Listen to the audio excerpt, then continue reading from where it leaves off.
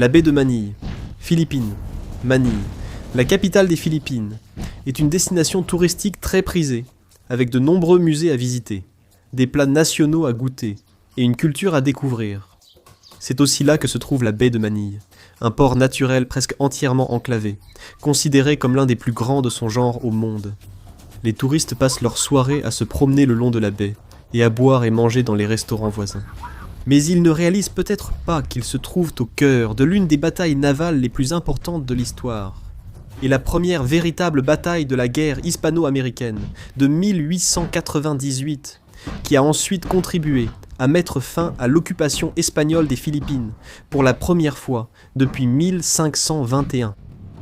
Quelques jours plus tôt, le 25 avril 1898, la guerre entre les Espagnols et les Américains a officiellement commencé après que les tensions entre les deux camps aient atteint un niveau jamais vu. En raison d'une explosion inconnue à La Havane, à Cuba, qui a causé la mort de 260 membres d'équipage américains et qui a ensuite été attribuée aux forces espagnoles. Par la suite, dans le Pacifique, les forces américaines ont reçu l'ordre d'attaquer et de capturer la flotte espagnole autour des Philippines afin de contrer toute aide navale. Cette action a marqué le début de la bataille de la baie de Manille. Elle fut brève, sanglante et extrêmement efficace pour les Américains. Le commodore George Dewey et ses hommes sont entrés dans la baie tôt le matin. Avant même que les forces espagnoles d'occupation ne comprennent ce qui leur arrivait, le feu s'abattait sur eux, alors que Dewey profitait de son avantage et brûlait leurs navires.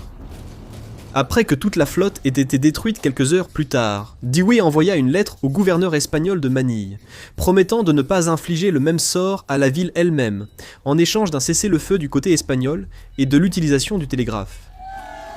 La bataille navale, l'une des plus grandes et spectaculaires, était finie.